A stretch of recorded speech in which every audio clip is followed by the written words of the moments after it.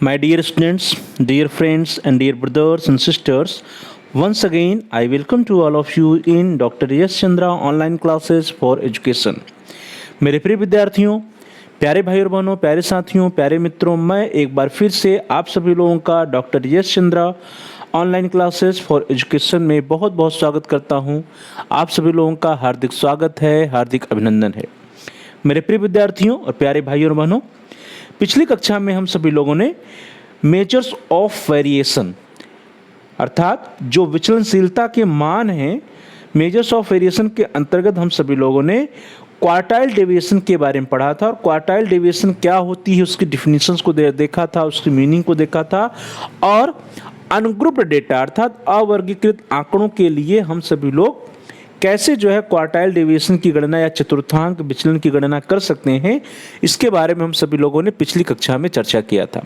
आज की क्लास में इस वीडियो के अंतर्गत हम सभी लोग चर्चा करेंगे कि how we can calculate the quartile deviation for group data अर्थात जो हमारे वर्गीकृत समूह होते हैं या फिर जो समूहित आंकड़े होते हैं, वर्गीकृत आंकड़े होते हैं, व्यवस्थित आंकड़े होते हैं, ग्रुप डेटा जिसको हम लोग कहते हैं। तो इस ग्रुप डेटा के लिए क्वार्टाइल डेविएशन या चतुर्थांक विचलन की गणना हम कैसे कर सकते हैं, इसी के बारे में हम सभी लोग आज की क्लास में इस वीडियो के अंदर चर्चा करेंगे। और उसी के साथ साथ हम सभी लोग कैरेक्टरिस्टिक्स और क्वालिटीज ऑफ क्वार्टाइल डेविएशन अर्थात जो चतुर्थांक विचलन होता है, इस चतुर्थांक विचलन की क्या विशेषताएं हैं, इसके क्या गुण हैं, इन गुणों और विशेषताओं के बारे में भी आज की क्लास में सभी लोग चर्चा करेंगे। और उसी के साथ साथ when to use quartile deviation अर्थात चतुर्थांक विचलन जो होता है इसका प्रयोग या कब हमें करना चाहिए, इसका गणना कब हमें करना चाहिए, इसके बारे में भी चर्चा किया जाएगा। चतुर्थांक विचलन के दोष या इसकी सीमाएं क्या है, लिमिटेशंस और डिमेरिट्स ऑफ क्वार्टाइल डेविएशन क्या है, इसके बारे में भी हम लोग चर्चा करेंगे। और लास्ट में हम लोग चर्चा करेंगे how we can calculate the quartile deviation coefficient अर्थात चतुर्थांक विचलन की गणना हम कैसे कर सकते हैं, इसके बारे में भी हम सभी लोग आज की क्लास में इस वीडियो के अंतर्गत स्टडी करेंगे, अध्ययन करेंगे। तो चलिए दोस्तों, प्यारे भाई और बहनों, प्रिय विद्यार्थियों, प्रिय साथियों, आज की क्लास को हम सभी लोग स्टार्ट करते हैं।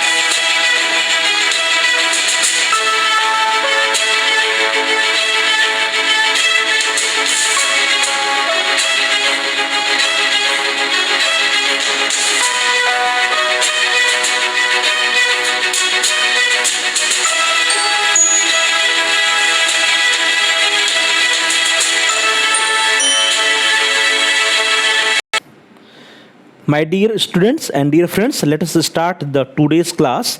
प्रिय विद्यार्थियों, चलिए आज की क्लास को स्टार्ट करते हैं और सबसे पहले हम लोग देखेंगे कि how we can calculate quartile deviation for group data अर्थात प्रिय विद्यार्थियों जो हमारे वर्गीकृत समूह होते हैं या वर्गीकृत आंकड़े होते हैं या समूहित आंकड़े जिसको हम लोग कहते हैं या व्यवस्थित आंकड़े जिसको हम लोग कहते हैं, दैट इज ग्रुप डेटा जिसे हम लोग कहते हैं। इस ग्रुप डेटा के लिए वर्गीकृत या समूहित या व्यवस्थित समंकों के लिए, व्यवस्थित आंकड़ों के लिए चतुर्थांक विचलन या क्वार्टाइल डेविएशन की गणना कैसे करेंगे, इसको हम लोग देख लेते हैं।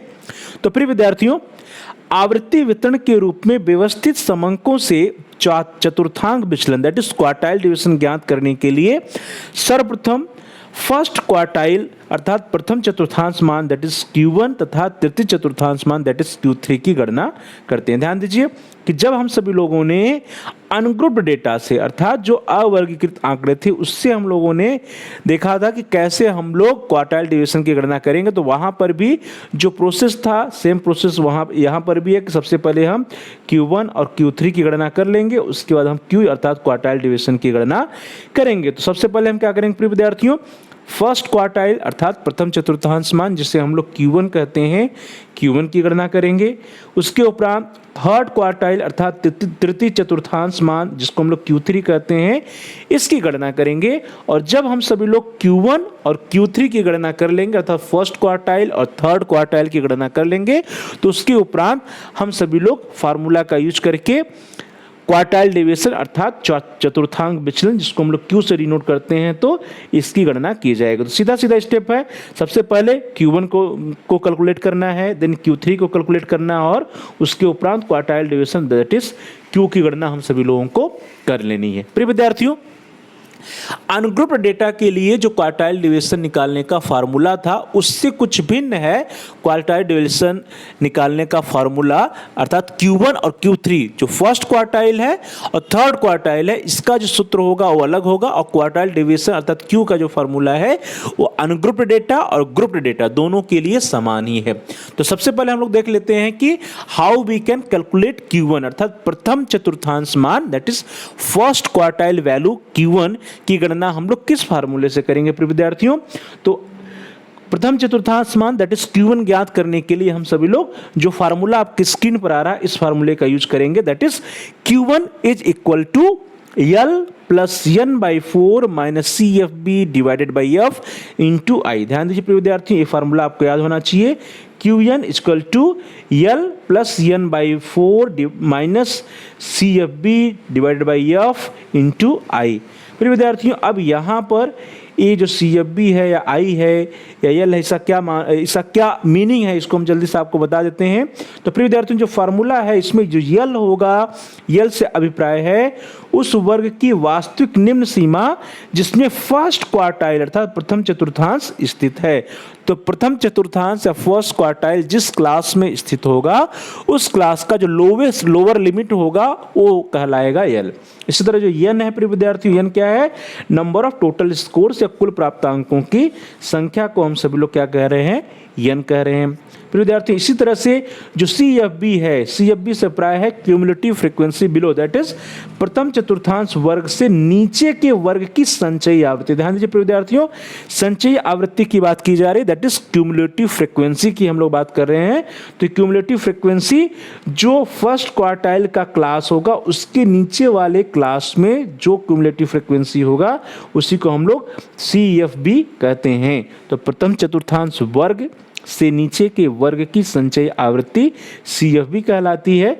F जो होगा प्रथम चतुर्थांश वर्ग की आवृत्ति that is the frequency of first quartile class, और जो I होगा प्रिय विद्यार्थियों, I इज वर्ग विस्तार या क्लास इंटरवल भी हम लोग इसको कहते हैं। तो प्रिय विद्यार्थियों, इस तरह से आपकी स्क्रीन पर फर्स्ट क्वार्टाइल या Q1 निकालने का फार्मूला है Q1 equal to L plus N/4 minus CFB divided by F into i, जहां पर L है उस वर्ग की वास्तविक निम्न सीमा जिसमें प्रथम चतुर्थांश या फर्स्ट क्वार्टाइल स्थित है, N है कुल प्राप्तांकों की संख्या, CFB है प्रथम चतुर्थांश वर्ग से नीचे के वर्ग की संचयी आवृत्ति, F है प्रथम चतुर्थांश वर्ग की आवृत्ति और I है प्रिय विद्यार्थियों वर्ग विस्तार। इसी तरह से हम लोग Q3 अर्थात थर्ड क्वार्टाइल के लिए किस फार्मूले का प्रयोग करेंगे इसको भी देख लेते हैं। तो तृतीय चतुर्थांश मान दैट इज Q3 ज्ञात करने के लिए हम सभी लोग निम्न सूत्र का प्रयोग करते हैं। The formula is on your screen, that is Q3 is equal to L plus 3N/4 minus CFB divided by F into i. प्रिय विद्यार्थियों ध्यान दीजिए, यहाँ पर सिर्फ एक चेंज है Q1 और Q3 के फार्मूले में। Q1 में यहाँ पर N/4 था और Q3 में क्या है 3N/4, बाकी का बाकी सब कुछ सेम है। तो ध्यान दीजिए कि Q3 is equal to L plus 3N/4 minus CFB divided by F into i, जहां पर L क्या है उस वर्ग की वास्तविक निम्न सीमा जिसमें थर्ड क्वार्टाइल अर्थात तृतीय चतुर्थांश वर्ग स्थित होगा। इसी तरह से जो थर्ड क्वार्टाइल है वो जिस क्लास में या जिस वर्ग में स्थित होगा उस वर्ग की जो लोअर लिमिट होगी प्रिय विद्यार्थियों, वास्तविक निम्न सीमा होगी, वो L कहलाएगी। N क्या है? Total number of scores that is कुल प्राप्तांकों की संख्या है। CFB तृतीय चतुर्थांश वर्ग से नीचे के वर्ग की संचयी आवृत्ति। ध्यान दीजिए, तृतीय चतुर्थांश वर्ग that is third quartile class, उसके नीचे के जो क्लास होगी उसकी जो क्यूमुलेटिव फ्रीक्वेंसी होगी, संचयी आवृत्ति होगी, उससे हम CFB कहेंगे। F जो होगा थर्ड क्वार्टाइल क्लास की जो फ्रीक्वेंसी होगी उससे हम कहेंगे तृतीय चतुर्थांश वर्ग की आवृत्ति, और आई जो होगा दैट इज क्लास इंटरवल या वर्ग विस्तार। तो फिर विद्यार्थी इस तरह से थर्ड क्वार्टाइल या तृतीय चतुर्थांश मान को निकालने का फार्मूला आपकी स्क्रीन पर है। Q3 equal to L plus 3n/4 minus CFB divided by F into i, जहां पर L उस वर्ग की वास्तविक निम्न सीमा जिसमें तृतीय चतुर्थांश दैट इज थर्ड क्वार्टाइल स्थित है। n कुल प्राप्तांकों की संख्या है। CFB तृतीय चतुर्थांश वर्ग से नीचे के वर्ग की संचयी आवृत्ति है। F है तृतीय चतुर्थांश वर्ग की आवृत्ति that is frequency of third quartile class and I is class interval या वर्ग विस्तार। तो प्रिय विद्यार्थी ये तो रहा Q1 और Q3 को निकालने का फार्मूला। और जब हम Q1 और Q3 की गणना कर लेंगे तो हमारे पास जो फार्मूला है क्वार्टाइल डिवीजन निकालने का, जिसका प्रयोग हम लोग अनग्रुप्ड डेटा में भी किए थे, तो वही फार्मूला यहाँ पर भी यूज हो जाएगा। तो सबसे पहले हम Q1 और Q3 की गणना करेंगे, उसको ज्ञात करेंगे Q1 का मान क्या है, Q3 का मान क्या है। उसके बाद हम लोग जो फार्मूला है क्वार्टाइल डिवीजन का that is Q3 minus Q1 into divided by 2, इसका प्रयोग करेंगे और हम सभी लोग क्वार्टाइल डिवीजन चतुर्थांश विचलन की गणना कर लेंगे। तो प्रिय विद्यार्थियों आपको ध्यान रखना है कि क्वार्टाइल डिवीजन की जो फार्मूला है वो क्या है, Q3 minus Q1 divided by 2, अर्थात थर्ड क्वार्टाइल की वैल्यू जो आएगी उसमें से फर्स्ट क्वार्टाइल की वैल्यू को हम घटा देंगे और उसको 2 से डिवाइड कर देंगे, तो क्वार्टाइल डिवीजन या चतुर्थांश विचलन का मान आ जाएगा। इस फार्मूले का आप याद रखिएगा। तो फिर विद्यार्थी इस तरह से सबसे पहले हम Q1 की गणना करेंगे, Q3 की गणना करेंगे और उसके बाद हम सभी लोग Q की गणना दैट इज क्वार्टाइल डिवीजन की गणना आसानी से कर लेंगे। फिर विद्यार्थी इसको हम सभी लोग एक एग्जाम्पल के द्वारा समझने का प्रयास करते हैं, एक उदाहरण के द्वारा समझने का प्रयास करते हैं। तो एक एग्जाम्पल है, प्रश्न है कि छात्रों के एक समूह द्वारा गणित परीक्षा में प्राप्त अंकों का आवृत्ति वितरण नीचे दिया गया है।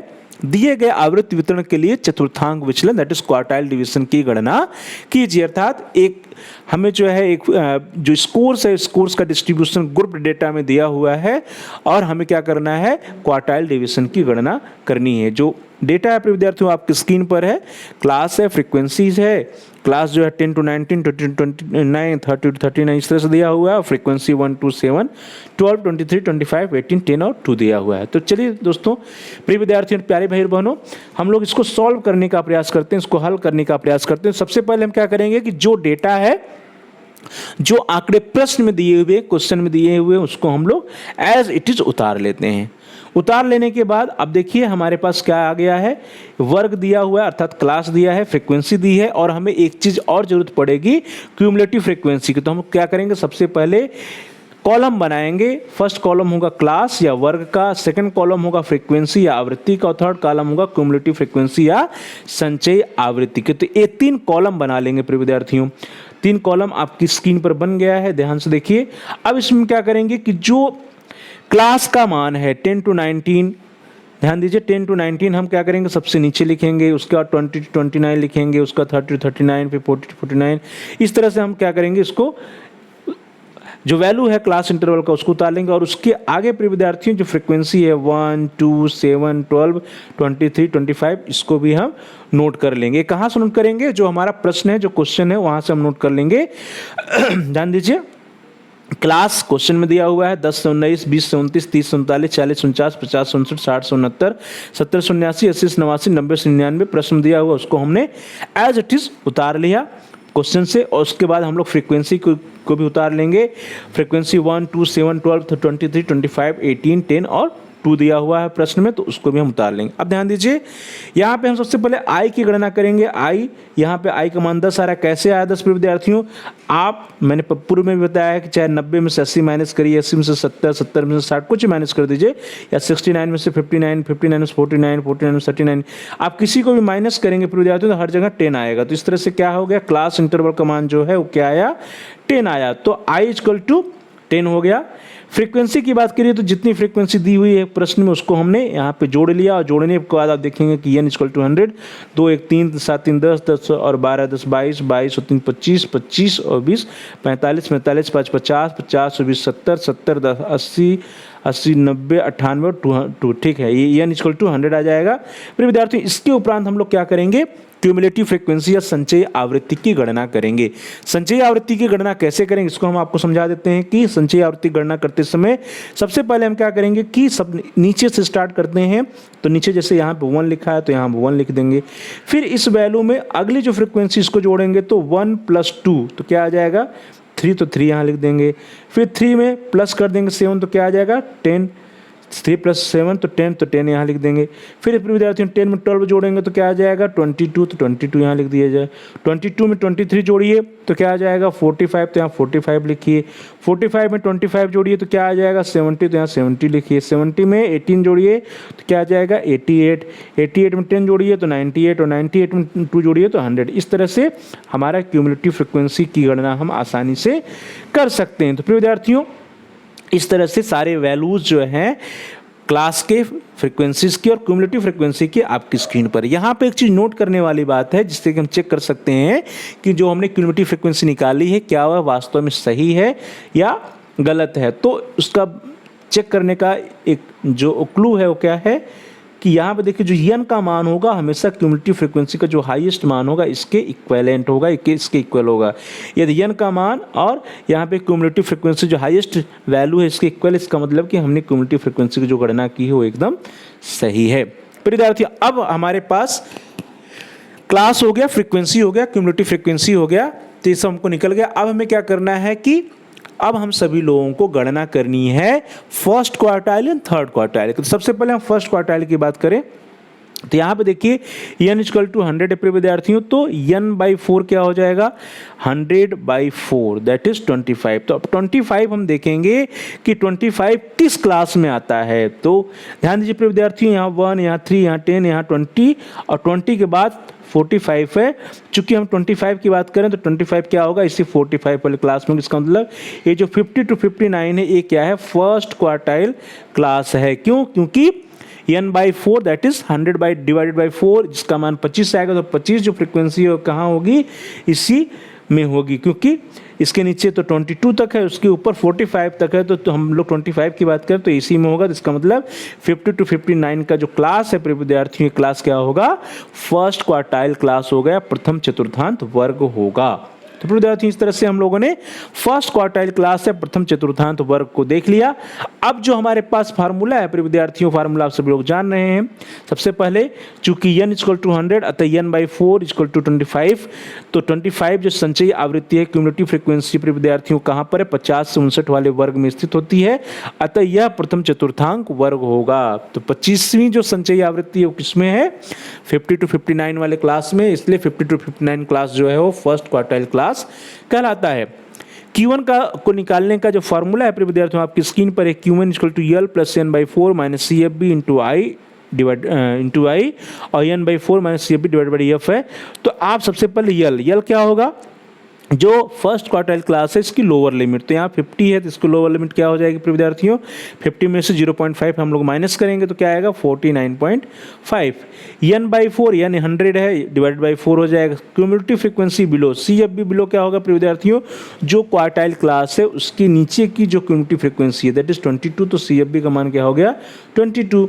F क्या है frequency of the first quartile class, तो यहाँ पे F क्या है 23, तो F का मान हो गया 23, फ्रीक्वेंसी का मान 23, आई का मान हमने निकाल ही रखा है 10।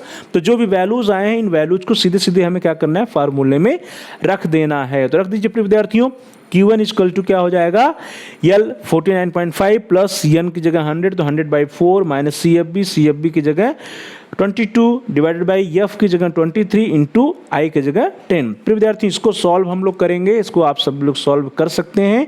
इसको जैसे हम सॉल्व करेंगे तो क्या होगा 104 से डिवाइड हो जाएगा तो आएगा 25 माइनस 22 करेंगे तो ये हो जाएगा 3 हो जाएगा। फिर विद्यार्थी 3/23 हो जाएगा 49.5 प्लस 3/23 इंटू 10। फिर विद्यार्थियों इस तरह से क्या हो जाएगा हम लोग जो है गणना कर सकते हैं Q1 की। तो इसको जब सॉल्व करिएगा आप सभी लोग, तो आपकी स्क्रीन पे देखिए आ रहा है कि क्या आएगा, Q1 equal to 49.5 plus 3/23 into 10, और इसको सॉल्व करेंगे प्रिय विद्यार्थियों तो आएगा 49.5 प्लस 1.30, और इसको जोड़ दीजिए आप, तो आप सभी लोग इसको एडिशन कर सकते हैं। तो Q1 इक्वल टू 49.5 प्लस 1.30 क्या वैल्यू आएगी प्रिय विद्यार्थियों, Q1 इज इक्वल टू 50.8। तो प्रिय विद्यार्थी इस तरह से हम सभी लोगों ने क्या किया, Q1 की गणना कर ली। Q1 या फर्स्ट क्वार्टाइल की जो वैल्यू आई है, जो मान आया वो क्या आया, 50.8 आया है। प्रिय विद्यार्थियों अब हम लोग गणना करेंगे थर्ड क्वार्टाइल की या तृतीय चतुर्थांक की। तो थर्ड क्वार्टाइल को जो मान है प्रिय विद्यार्थियों, उसकी गणना करने के लिए हमारे पास फार्मूला है, वो फार्मूला आप सभी लोग जान रहे हैं। तो जल्दी से हम क्या करेंगे, फिर जैसे हम लोगों ने फर्स्ट क्वार्टाइल का मान निकाला, उससे थर्ड क्वार्टाइल का मान निकालेंगे। सारा टेबल हमारा बना हुआ है प्रिय विद्यार्थियों। तो यहाँ पे हम क्या करेंगे, सबसे पहले देखेंगे कि जो थर्ड क्वार्टाइल की बात करें, थर्ड क्वार्टाइल मीन्स 3n/4। तो 3n/4 की वैल्यू निकालेंगे तो 3 × 100/4 एक कट जाएगा, 25 × 3 इक्वल टू 75। तो 75 जो क्यूमुलेटिव फ्रीक्वेंसी किस में आएगा, इसमें 70 यहाँ पे आएगा, 88 में आएगा। इसका मतलब यह जो क्लास है, ये क्लास क्या कहलाएगा, तृतीय चतुर्थांक वर्ग कहलाएगा। तो इस तरह से तृतीय चतुर्थांक वर्ग क्या हो गया, 70 to 79 हो गया, क्योंकि n इक्वल टू 100, अतः 3n/4 इक्वल टू 75। तो 75वीं संचयी आवृत्ति या 75th क्यूमुलेटिव फ्रीक्वेंसी जो होगी वो 70 to 79 वाले वर्ग या क्लास में स्थित होगी, अतः यह तृतीय चतुर्थांक वर्ग कहलाता है। तो फिर विद्यार्थियों तृतीय चतुर्थांक वर्ग की गणना हम लोग कर लिए। Q3 का जो फार्मूला है, Q3 equal to L plus 3n/4 minus CFB divide by F into i. तो इसकी वैल्यू जल्दी से रख दीजिए। L क्या होगा, जो तृतीय चतुर्थांक वर्ग है उसका जो लोअर लिमिट, तो 70 का लोअर लिमिट क्या हो जाएगा, 69.5। 3n तो यहाँ पे 100 है फिर विद्यार्थियों। CFB क्या होगा, क्यूमुलेटिव फ्रीक्वेंसी बिलो, तो 88 के नीचे क्या है 70, तो CFB हो गया 70। F क्या है 18 है, तृतीय चतुर्थांक वर्ग का जो फ्रीक्वेंसी हो क्या है 18, तो F इक्वल टू 18। आई का मान हम पहले से निकाल चुके हैं 10। तो सारे वैल्यूज को जल्दी से फॉर्मूले में पुट करिए, और फार्मूले में पुट करने के बाद आपके आंसर आ जाएंगे। तो L equal to 69.5 plus 3 into 100 divide by 4 minus CFB that is 70 divide by F that is 18 into 10। और फिर विद्यार्थी इसको जल्दी से सॉल्व कर देंगे हम लोग। तो A 4 से 100 कट जाएगा 25, 25 नहीं 75 आ जाएगा विद्यार्थियों। 75 में से 70 माइनस करेंगे तो क्या आ जाएगा 5 आ जाएगा, तो 5/18 आ जाएगा। इसको आप सब लोग सॉल्व करिए जल्दी से। सॉल्व करने पे कुछ ऐसा मान आएगा, दैट इज 69.5 प्लस 5/18 इंटू 10। और इसको सॉल्व करेंगे विद्यार्थियों तो जो मान आएगा वो आपकी स्क्रीन पर है कि Q3 इक्वल टू 69.5 प्लस 2.78। फिर विद्यार्थियों अब जल्दी से आप Q3 की गणना कर सकते हैं आसानी से कि Q3 कितना आएगा। तो इसको जोड़ दीजिए, 69.5 प्लस 2.78 को जब हम जोड़ते हैं विद्यार्थियों तो क्या मान आता है, दैट इज 72.28। तो इस तरह से हम सभी लोगों ने Q3 की भी गणना आसानी से कर लिया। तो फिर विद्यार्थियों अभी तक हम सभी लोगों ने Q1 की गणना कर ली और Q3 की गणना बड़े ही आसानी से कर लिया। और जब Q1 that is first quartile का मान और Q3 that is third quartile का मान आ गया हमारा, तो हम अब क्या करेंगे, quartile division that is Q की गणना करेंगे। और क्वार्टाइल डिवीजन का फॉर्मूला आप सभी लोग जानते हैं, बड़ा ही आसान है, Q3 minus Q1 divide by 2। तो जल्दी से हम लोग सॉल्व करते हैं। Q1 की वैल्यू है 50.8, Q3 की वैल्यू है 72.28। तो क्वार्टाइल डिवीजन जो फॉर्मूला है that is Q equal to Q3 minus Q1 divide by 2। तब क्या करेंगे विद्यार्थियों, जल्दी से हम वैल्यूज को पुट कर देंगे। Q3 की जगह 72.28, Q1 की जगह 50.8 डिवाइड बाई 2 कर देंगे। तो Q इक्वल टू हो जाएगा 72.28 माइनस 50.8 डिवाइड बाई 2। और इसको सॉल्व करिएगा तो 21.48 डिवाइड बाई 2 आएगा प्रिय विद्यार्थियों। इसको सॉल्व कर देंगे, 21.48 को 2 से डिवाइड करेंगे तो क्या आएगा प्रिय विद्यार्थियों, क्वार्टाइल डिवीजन का मान Q का मान आएगा प्रिय विद्यार्थियों 10.74। तो 10.74 जो होगा यह इसका आंसर होगा, यह इसका उत्तर होगा। तो चतुर्थांक विचलन हो क्या है, 10.74 है। तो प्रिय विद्यार्थियों इस तरह से हम सभी लोगों ने चतुर्थांक विचलन की गणना आसानी से कर ली। तो आपको क्या करना है, ग्रुप डेटा या वर्गीकृत आंकड़ों के लिए जब क्वार्टाइल डिवीजन की गणना करनी है तो बड़ा ही आसान है। आपको प्रश्न में फ्रीक्वेंसी दिया होगा प्रिय विद्यार्थियों, क्लास दिया हुआ होगा, तो आपको एक टेबल बनाना है। सबसे पहले उसमें फ्रीक्वेंसी, क्लास, फ्रीक्वेंसी और उसके बाद क्यूमुलेटिव फ्रीक्वेंसी लिख लेना है। क्यूमुलेटिव फ्रीक्वेंसी निकालने के बाद आपको फार्मूले का यूज करना है। Q1 का फार्मूला आपको पता है, Q3 का बात पता है, तो Q1 और Q3 के फार्मूले का यूज करते हुए आप Q1 और Q3 की वैल्यू निकाल लेंगे। उसके बाद Q के जो फार्मूला है Q3 minus Q1 divide by 2, उसका प्रयोग करके आप Q की वैल्यू को आसानी से या क्वार्टाइल डिवीजन का मान को आसानी से निकाल सकते हैं। चलो दोस्तों आगे बढ़ते हैं और अब हम लोग चर्चा करेंगे कि व्हाट आर द कैरेक्टरिस्टिक्स और क्वालिटीज ऑफ क्वार्टाइल डिवीजन। चतुर्थांक विचलन की विशेषता क्या है और इसके गुण क्या हैं। तो प्रिय विद्यार्थियों, जो चतुर्थांक विचलन होता है जिसको हम लोग Q कहते हैं, और उसी के साथ साथ फर्स्ट क्वार्टाइल और थर्ड क्वार्टाइल जिसको हम लोग Q1 और Q3 कहते हैं, इन तीनों की जो नेचर होती है, इन तीनों की जो प्रकृति होती है वह डिफरेंट होती है। अर्थात quartile division first quartile that is Q1 और Q3 that is third quartile का नेचर भिन्न होता है। कैसे भिन्न होता है प्रिय विद्यार्थियों?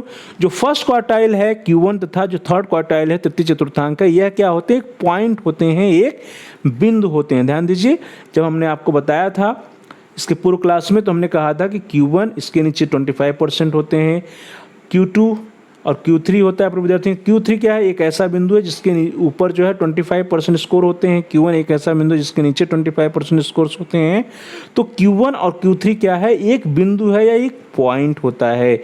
जबकि जो चतुर्थांक विचलन है Q क्या है? Q is equal to Q3 minus Q1 divide by 2। तो Q3 माइनस Q1, जो Q3 अर्थात ये डिफरेंस और इस डिफरेंस को जब हम घटा देते हैं, ये वाला जो डिफरेंस आता है इसको 2 से डिवाइड कर देते हैं, तो वो जो मान आता है उस मान को हम लोग Q या क्वार्टाइल डिवीजन कहते हैं। तो क्वार्टाइल डिवीजन क्या है? एक डिस्टेंस है। ध्यान दीजिए, क्वार्टाइल डिवीजन चतुर्थांक विचलन क्या होती है? एक दूरी होती है, जबकि first quartile and third quartile क्या होता है? एक पॉइंट या बिंदु होता है। तो इस प्रकार से Q1 एंड Q3 का जो नेचर होता है वो क्या होता है? डिफर होता है एक दूसरे से। चलो दोस्तों आगे बढ़ते हैं। जो अगली विशेषता है, the next characteristics is quartile division या चतुर्थांक विचलन फर्स्ट क्वार्टाइल है प्रथम चतुर्थांक तथा तृतीय चतुर्थांक दैट इज थर्ड क्वार्टाइल के मध्य की दूरी का आधा होता है। तो हमने आपको अभी फिर से समझाया कि क्या होता है Q1 Q3। तो Q3 में से जब Q1 को हम माइनस कर देते हैं तो इसकी जो दूरी होती है, इस दूरी का जो हाफ होता है, इसी को हम लोग क्या कहते हैं? क्वार्टाइल डेविएशन कहते हैं। तो क्वार्टाइल डेविएशन चतुर्थांक विचलन क्या है? Q1 और Q3 के मध्य की दूरी का आधा जो होता है वही क्वार्टाइल डेविएशन चतुर्थांक विचलन कहलाता है।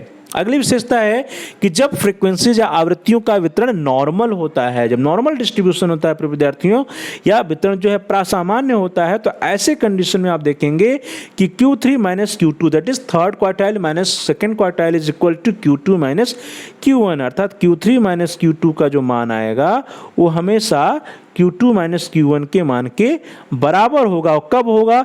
जब जो पूरी जो है जो डेटा होगा वो NPC के अनुरूप होगा, समान रूप से वितरित होगा, तब यह कंडीशन आएगा कि Q3 माइनस Q2 की जो वैल्यू आएगी, मान आएगा, वो Q2 माइनस Q1 के बराबर होगा। परंतु विद्यार्थी यदि ऐसा नहीं है, डिस्ट्रीब्यूशन नॉर्मल नहीं है, तब क्या होगा? यह मान बराबर नहीं आएगा। अर्थात यदि Q3 minus Q2 does not equal to Q2 minus Q1, अर्थात Q3 माइनस Q2 का जो मान है वो Q2 माइनस Q1 के बराबर नहीं है, तब आवृत्तियों का वितरण प्रसमान नहीं होगा। अर्थात जो डिस्ट्रीब्यूशन ऑफ डेटा है वो क्या है? नॉर्मल नहीं होता है, बल्कि वो क्या होता है? स्क्यूड होता है या विषम, इसको हम लोग बोलते हैं। तो स्क्यूड डेटा या विषम आंकड़े कब होते हैं? जब Q3 माइनस Q2 का मान Q2 माइनस Q1 के बराबर नहीं होता है, या जब Q3 माइनस Q2 का मान Q2 माइनस Q1 के बराबर नहीं होगा, तो हम कह देंगे कि जो डिस्ट्रीब्यूशन ऑफ डेटा है वो क्या है? नॉर्मल नहीं है, बल्कि क्या है? स्क्यूड है। प्रिय विद्यार्थियों, अब स्क्यूड में यदि Q3 माइनस Q2 की वैल्यू Q2 माइनस Q1 की वैल्यू से अधिक होती है, that is Q3 minus Q2 is greater than Q2 minus Q1, तब जो स्क्यूनेस होता है उसको हम लोग पॉजिटिवली स्क्यूड कहते हैं। कुछ इस तरह से आता है जो हमारा ग्राफ होगा, तो ये पॉजिटिवली स्क्यूड होता है प्रिय विद्यार्थियों। इसके जस्ट अपोजिट यदि Q3 माइनस Q2 की वैल्यू Q2 माइनस Q1 की वैल्यू से लेस होती है, कम होती है, तो ये क्या होता है? निगेटिवली स्क्यूड होता है प्रिय विद्यार्थियों। तो इस तरह से दो कंडीशन होती हैं जब स्क्यूनेस आती है। पहली होती है पॉजिटिवली स्क्यूड, से दूसरी होती है नेगेटिवली स्क्यूड। पॉजिटिवली स्क्यूड तब होता है जब Q3 minus Q2 is greater than Q2 minus Q1, और नेगेटिवली स्क्यूड तब होता है जब Q3 minus Q2 is lesser than Q2 minus Q1। चलिए प्रिय विद्यार्थियों आगे बढ़ते हैं, और जो अगली विशेषता है वो विशेषता है गैरेट जी के अनुसार। गैरेट ने कहा कि चूंकि जो क्वार्टाइल डिवीजन होता है, चतुर्थांश विचलन होता है, वह मध्यांक औसत का मापन करता है। प्रिय विद्यार्थियों ध्यान दीजिए कि हम लोगों ने जब इसके पूर्व की क्लास में क्वार्टाइल्स डेविएशन की बात कर रहे थे या क्वार्टाइल्स की बात कर रहे थे, सेकंड क्वार्टाइल या Q2 की बात कर रहे थे, तो हमने बताया था कि जो Q2 का मान होता है विद्यार्थियों वो that is equal to median, वह मीडियन के मान के बराबर होता है।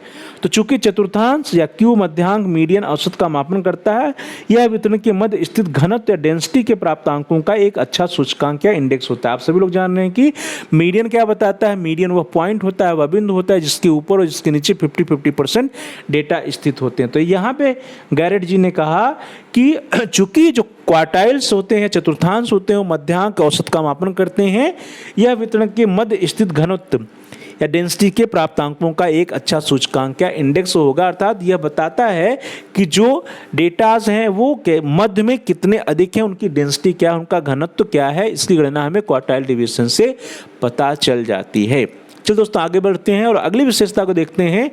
नेक्स्ट कैरेक्टरिस्टिक्स जो है वो यह है कि यदि प्राप्तांकों का वितरण पास पास अर्थात बहुत घना होगा तो Q का मान कम होगा, परंतु यदि प्राप्तांक विस्तृत होंगे अर्थात दूर दूर वितरित होंगे तो Q का मान अधिक होगा। ध्यान दीजिए विद्यार्थियों, कहा जा रहा है कि जो डिस्ट्रीब्यूशन ऑफ फ्रीक्वेंसीज है या फिर जो डिस्ट्रीब्यूशन ऑफ स्कोर्स है, जो प्राप्तांक हैं, जब प्राप्तांक आपस में बहुत नज़दीक नज़दीक स्थित होंगे तो क्या होगा, वहाँ पे Q का मान कम होगा। Q का मान कम होगा क्योंकि इनके बीच में दूरियां कम होगी, डेविएशंस कम होगा। तो कहा जा रहा है कि यदि प्राप्तांकों का वितरण पास पास अर्थात बहुत घना होगा तो Q का मान कम आएगा, अर्थात क्वार्टाइल डेविएशन का मान कम आएगा क्योंकि यहाँ पे जो डिस्टेंस है स्कोर्स के बीच में वह कम है। लेकिन जस्ट इसके विपरीत विद्यार्थी, यदि जो है प्राप्तांक जो है स्कोर्स जो है बहुत फैले हुए होंगे तो Q का मान अधिक आएगा क्योंकि यहाँ पे डिस्टेंस देखिए, यहाँ पे डिस्टेंस अधिक है। तो यदि प्राप्तांक विस्तृत होंगे अर्थात दूर दूर वितरित होंगे तो Q का मान अधिक होगा, और यदि जो स्कोर्स हैं या प्राप्तांक वे बहुत पास पास होंगे, घने होंगे तो Q का मान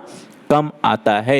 और अगली विशेषता है विद्यार्थियों की जो डिस्क्रिप्टिव स्टैटिस्टिक्स होती है, वर्णनात्मक सांख्यिकी होती है। डिस्क्रिप्टिव स्टैटिस्टिक्स में हम सभी लोग क्वार्टाइल डिवीजन, चतुर्थांश विचलन का उपयोग अधिक करते हैं। तो डिस्क्रिप्टिव स्टैटिस्टिक्स या वर्णनात्मक सांख्यिकी में क्वार्टाइल डिवीजन, चतुर्थांश विचलन का प्रयोग किया जाता है। एंड नेक्स्ट कैरेक्टरिस्टिक्स इज कि चतुर्थांश विचलन या क्वार्टाइल डिवीजन की गणना करना बहुत ही सरल होता है। Calculation of quartile division is very simple. अर्थात चतुर्थांश विचलन जैसा कि हम लोगों ने देखा भी कि Q1 को निकालिए, Q3 निकालिए और Q3 minus Q1 divide by 2 कर दीजिए, क्वार्टाइल डिवीजन आ जाता है। तो क्वार्टाइल डिवीजन चतुर्थांश विचलन की गणना करना बहुत ही सरल है। अगली विशेषता है कि जब वितरण के सीमांतों पर विचलन की मात्रा अधिक होती है तो ऐसी परिस्थिति में चतुर्थांश विचलन का प्रयोग करना उचित होता है। ध्यान दीजिए विद्यार्थियों, कहा जा रहा है कि जब सीमांतों पर विचलन की मात्रा अधिक होती है अर्थात जो फ्रीक्वेंसीज है, जो हमारे स्कोर्स हैं, जो हमारे प्राप्तांक हैं, अगर सीमांत पे अर्थात दोनों छोर पे, चाहे माइनस छोर हो चाहे प्लस छोर हो, लेफ्ट या राइट पोल हो, दोनों छोर पे या पोलों पे क्या है कि यहाँ पे विचलन बहुत अधिक है, विचलन की मात्रा बहुत अधिक है, तो हमें चतुर्थांश विचलन की गणना कर लेनी चाहिए क्योंकि चतुर्थांश विचलन जो है वो बीच वाले मानों से संपर्क रखता है।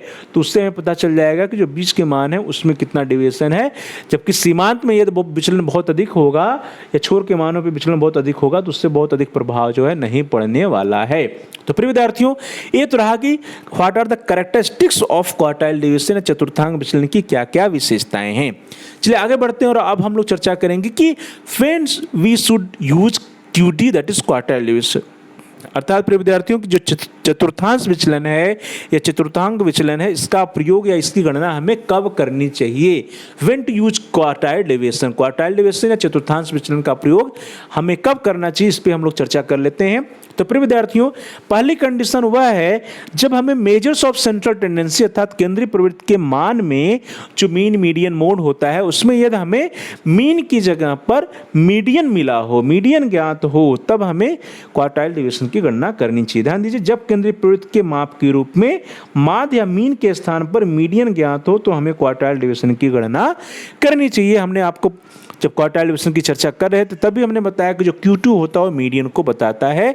तो जब केंद्रीय प्रवृत्ति के माप के रूप में मीन के स्थान पर मीडियन ज्ञात हो तो हमें क्वार्टाइल डिवीजन की गणना करनी चाहिए। फर्स्ट सिचुएशन है। नेक्स्ट, जब हमें किसी समूह के बीच के छात्रों या प्राप्तांकों के विषय में जानकारी प्राप्त करनी है। ध्यान दीजिए, हमने आपको जब क्वार्टाइल डेविएशन के बारे में बताया, अभी भी चर्चा किया कि जो क्वार्टाइल डेविएशन होता है बीच के जो मान होते हैं, जो बीच के स्कोर्स होते हैं या बीच के छात्रों या प्राप्तांकों के विषय में जब हमें जानकारी चाहिए होता है तब हमें जो है क्वार्टाइल डेविएशन की गणना कर लेनी चाहिए। तो सेकंड कंडीशन क्या हो गया कि जब किसी समूह के बीच के छात्रों या प्राप्तांकों के विषय में जानकारी हमें प्राप्त करनी हो तब हमें क्वार्टाइल डेविएशन की गणना करनी चाहिए। द नेक्स्ट सिचुएशन इज जब आवृत्ति वितरण विषम या स्क्यूड हो। हमने अभी आपको स्क्यूनेस के बारे में बताया कि यदि नॉर्मल डिस्ट्रीब्यूशन नहीं है, स्क्यूड होता है, तो दो कंडीशन होती है, पॉजिटिवली स्क्यूड और निगेटिवली स्क्यूड। तो जब आवृत्ति वितरण स्क्यूड हो, विषम हो, अर्थात दोनों छोरों पर प्राप्तांकों का वितरण अनुपात से अधिक वितरित हो, तो आवृत्ति वितरण संतुलित नहीं होता है। अर्थात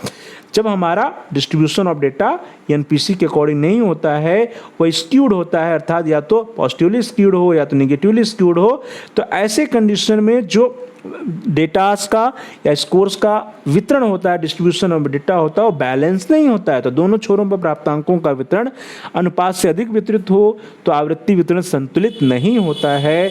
तो ऐसी परिस्थितियों में विद्यार्थियों हमें विचलनशीलता ज्ञात करने के लिए चतुर्थांश विचलन ही उपयुक्त होता है, क्योंकि यह मध्य के प्राप्तांकों पर आधारित होता है।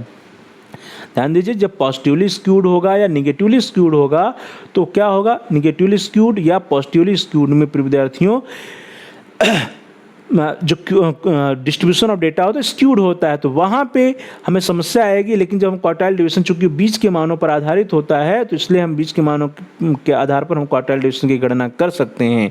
तो इस तरह पर विद्यार्थियों जब आवृत्ति वितरण विषम हो या स्क्यूड हो, अर्थात दोनों छोरों पर प्राप्तांकों का वितरण अनुपात से अधिक वितरित हो, तो आवृत्ति वितरण संतुलित नहीं होता। अर्थात जब आवृत्ति वितरण या डिस्ट्रीब्यूशन ऑफ फ्रिक्वेंसीज या फ्रिक्वेंसी का डिस्ट्रीब्यूशन बैलेंस ना हो, स्क्यूड हो, तो ऐसी परिस्थितियों में हमें डिवीएशन निकालने के लिए क्वार्टाइल डिवीएशन को प्रीफर करना चाहिए। तो विचलनशीलता ज्ञात करने के लिए चतुर्थांश विचलन ही उपयुक्त होता है। क्योंकि क्वार्टाइल डिवीएशन क्यों उपयुक्त होता है, क्योंकि यह बीच के प्राप्तांकों या मध्य के प्राप्तांकों पर आधारित होता है। चलिए विद्यार्थियों आगे बढ़ते हैं। नेक्स्ट सिचुएशन जो है, अगली जो स्थिति है विद्यार्थियों यह है कि जब न्यादर्श या सैंपल बहुत छोटा होता है तो विचलन के माप या मेजर्स ऑफ वेरिएबिलिटी के रूप में चतुर्थांश विचलन की गणना करना उचित होता है। अर्थात जो हमारा सैंपल होता है, जो हमारा न्यादर्श होता है, न्यादर्श हमारा बहुत छोटा है, जो साइज ऑफ हमारा सैंपल है वो बहुत छोटा है, अर्थात सैंपल में या न्यादर्श में जो प्रयोज्य हैं, जो सब्जेक्ट्स हैं, उनकी संख्या बहुत कम होती है। तो ऐसे कंडीशन में हमें क्या करना चाहिए, विचलन के रूप में विचलन प्राप्तांक के लिए चतुर्थांश विचलन या क्वार्टाइल डिवीजन की गणना करनी चाहिए। क्वार्टाइल डिवीजन को प्रीफर करना चाहिए। और प्रिय विद्यार्थियों नेक्स्ट सिचुएशन है कि जब प्राप्तांकों का वितरण समान न हो, अर्थात जो डिस्ट्रीब्यूशन ऑफ फ्रिक्वेंसी जो क्या हो, नॉर्मल ना हो, अर्थात जब प्राप्तांकों को वितरण एसिमेट्रिकल हो, सिमेट्रिकल ना हो, एसिमेट्रिकल ना हो, अर्थात जब हमारे जो स्कोर्स हैं, जो डेटाज हो क्या हो, अव्यवस्थित हों,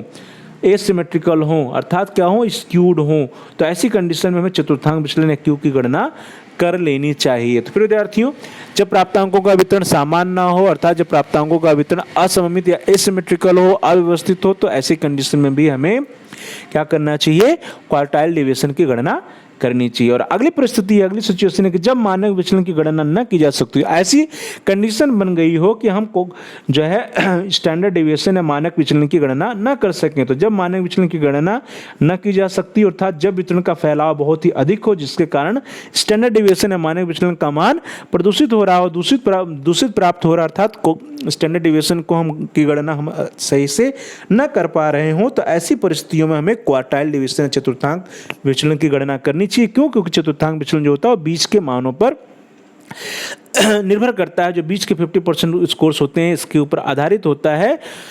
तो ऐसे कंडीशन में हमें क्वार्टाइल डिवीजन को प्रेफर करना चाहिए जब मानक विचलन की गणना हम सभी लोग न कर पा रहे हों वितरण के बहुत अधिक फैलाव के कारण। चलिए दोस्तों आगे बढ़ते हैं प्यारे भाई बहनों और प्रिय विद्यार्थियों, और अब हम लोग चर्चा करेंगे व्हाट आर द लिमिटेशंस और demerits of quartile division. Quartile division जो है चतुर्थांश विचलन जिसे हम लोग कह रहे हैं, इसकी कमियां क्या है, इसके दोष क्या हैं, इसकी सीमाएं क्या हैं।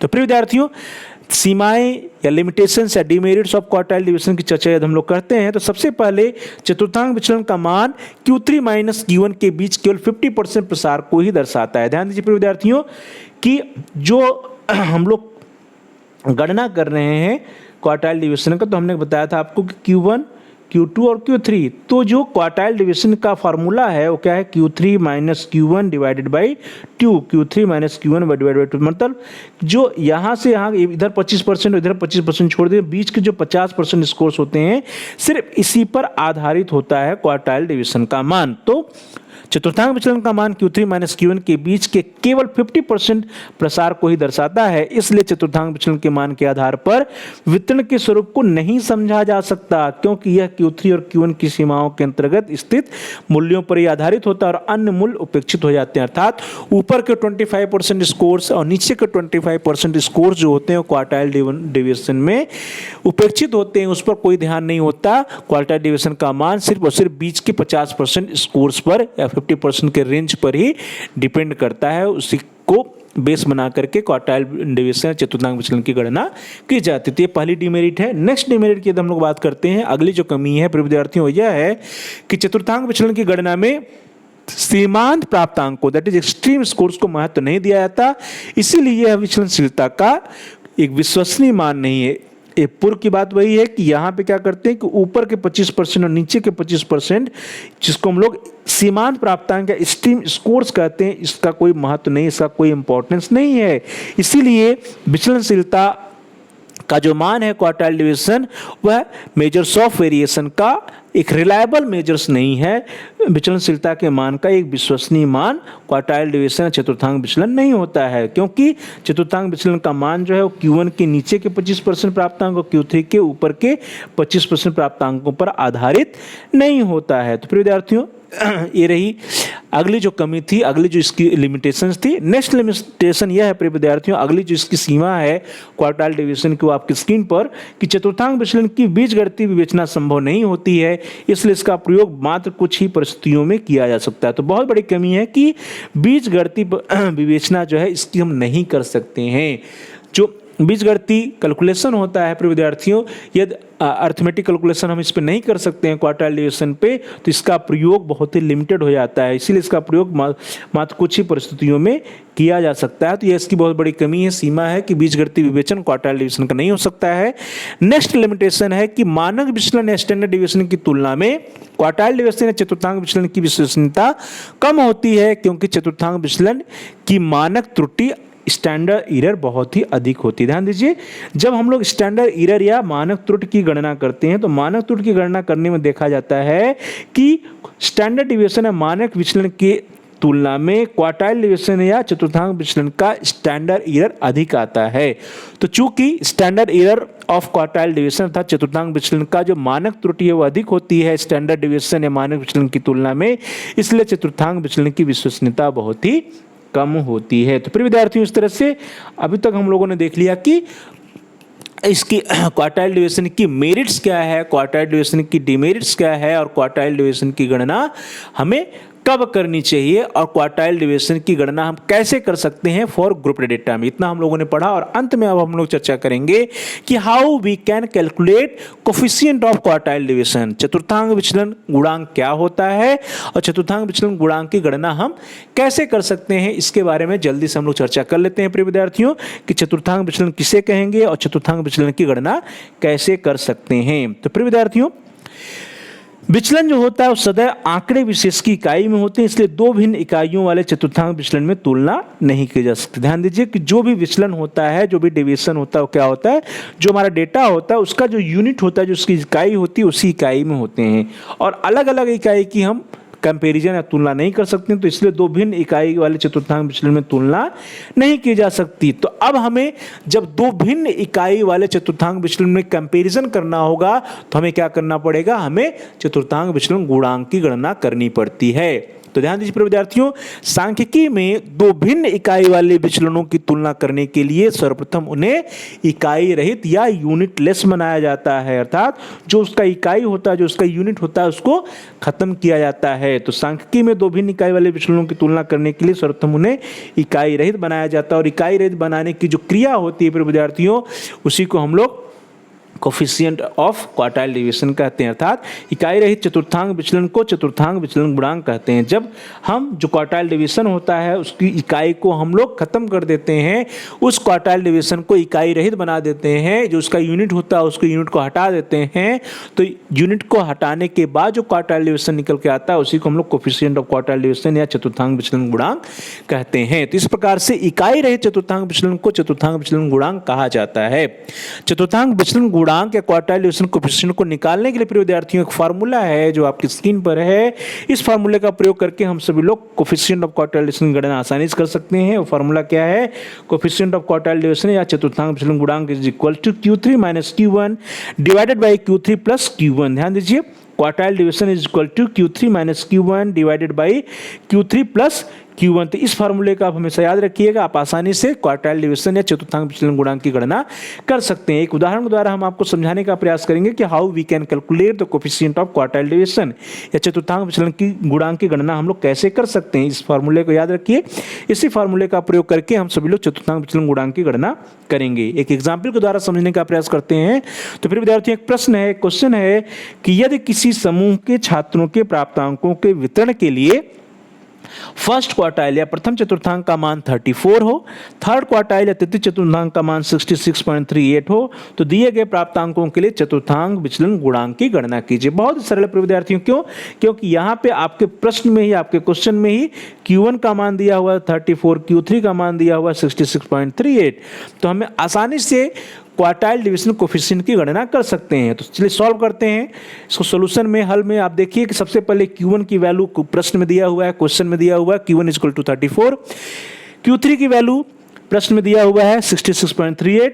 तो हमें क्या करना है? क्वार्टाइल डिवीजन कोफिशिएंट की गणना करनी। तो उसकी फॉर्मूला क्या होता है? चतुर्थांक विचलन गुणांक is equal to Q3 minus Q1 plus Q3 minus Q1 divided by Q3 plus Q1। ध्यान दीजिए विद्यार्थियों, यहाँ पे वैल्यूज को पुट करिए। Q3 की जगह 66.38 माइनस Q1 दैट इज 34, फिर उसके नीचे Q3 की जगह 66.38 और प्लस Q1 दैट इज 34। तो प्रिय विद्यार्थियों वैल्यूज को जल्दी से हम सब लोग पुट कर लेते हैं। Quartile division coefficient is equal to 66.38 minus 34 divided by 66.38 plus 34। ये आपकी स्क्रीन पर है प्रिय विद्यार्थियों, इसको जल्दी से आप सॉल्व कर दीजिए। सॉल्व करने पर आपको क्वार्टाइल डिवीजन कोफिशिएंट का मान प्राप्त हो जाएगा। तो क्या होगा प्रिय विद्यार्थियों? इसका आंसर क्या होगा? हम 66.38 में से 34 को जब माइनस करेंगे तो क्या आ जाएगा प्रिय विद्यार्थियों? ये आएगा 32.38 और इसी तरह से 66.38 में 34 को हम जोड़ेंगे तो आ जाएगा 100.38। तो प्रिय विद्यार्थियों इस तरह से आपका जो मान आ गया third quartile coefficient is equal to 32.38 divided by 100.38 और इसको सॉल्व करिए। 32.38 को 100.38 से आप डिवाइड कर दीजिए, भाग दे दीजिए प्रिय विद्यार्थियों, तो आपको क्वार्टाइल डिवीजन कोफिशिएंट का मान प्राप्त हो जाएगा। तो भाग देने पे क्या आ रहा है प्रिय विद्यार्थियों? वेरी गुड, क्या आएगा? 32.38 को 100.38 से हम डिवाइड करेंगे, भाग देंगे तो मान आएगा 0.323। तो प्रिय विद्यार्थियों इस तरह से जो 0.323 है ये क्या है? कोफिशिएंट ऑफ क्वार्टाइल डिवीजन चतुर्थांक विचलन गुणांक का मान है 0.323। तो प्रिय विद्यार्थियों इस तरह से हम सभी लोग आसानी से क्वार्टाइल डिवीजन कोफिशिएंट या Q की गणना कर सकते हैं। उसका जो फार्मूला है Q3 minus Q1 divided by Q3 plus Q1, इसका प्रयोग करके, और जब हम क्वार्टाइल डिवीजन कोफिशिएंट की गणना कर लेते हैं तब इसी के आधार पर हम विभिन्न समूहों के प्राप्तांकों की तुलना आसानी से कर सकते हैं। तो प्यारे भाई और बहनों, प्रिय विद्यार्थियों, प्रिय साथियों, जो कुछ भी हमने आपको आज की क्लास में बताया कि how we can calculate the quartile division for grouped data और उसकी जो विशेषताएं बताई, उसकी जो कमियां बताई, उसके कब हम उसका प्रयोग करेंगे, इसके बारे में भी हम लोगों ने चर्चा किया आज की क्लास में। और अंत में हम सभी लोगों ने यह चर्चा किया कि क्वार्टाइल डिवीजन कोफिशिएंट की गणना हम कैसे कर सकते हैं, इसका अभिप्राय क्या होता है, इसकी ज़रूरत क्या होती है। तो आज की क्लास में ये सब पॉइंट्स हम लोगों ने चर्चा किया। इसको आप सभी लोग रिवाइज कर लीजिएगा। रिवाइज करने पर यदि आपको कोई प्रॉब्लम्स आती है तो आप कमेंट्स द्वारा हमको बता सकते हैं। आपको अभ्यास के लिए कुछ होमवर्क, कुछ गृह कार्य दिया जा रहा है। इस गृह कार्य या होमवर्क को आप अवश्य करिएगा। इसको करने इससे आपका क्वार्टाइल डेविएशन का जो कंसेप्ट होगा वो पूरी तरह से क्लियर हो जाएगा और साथ साथ कैसे उसकी गणना करेंगे यह भी एकदम से क्लियर हो जाएगा। क्वेश्चन नंबर 1 है, प्रश्न संख्या 1 है प्रिय विद्यार्थियों कि छात्रों के एक समूह द्वारा विज्ञान परीक्षण में प्राप्त अंकों का आवृत्ति वितरण नीचे दिया गया है। दिए गए प्राप्त अंकों के लिए क्वार्टाइल डेविएशन या चतुर्थांश विचलन की गणना कीजिए। तो चतुर्थांश विचलन या क्वार्टाइल डेविएशन की गणना करना है। इसके लिए डेटा आपकी स्क्रीन पर है, वर्ग है, फ्रीक्वेंसीज है, वर्ग 30 से 34, 35 से 39, 40 से 44, 45 से 49, 50 से 54, 55 से 59, 60 से 64, 65 से 69, 70 से 74 है। और इसके करस्पॉन्डिंग जो है फ्रीक्वेंसीज है 2, 4, 5, 8, 9, 6, 3, 2 और 1। ये तो रहा क्वेश्चन नंबर 1 प्रिय विद्यार्थियों। इसके अलावा क्वेश्चन नंबर 2 आपकी स्क्रीन पर कि छात्रों के एक समूह द्वारा सामाजिक विज्ञान परीक्षण में प्राप्त अंकों की आवृत्ति का वितरण नीचे दिया गया है।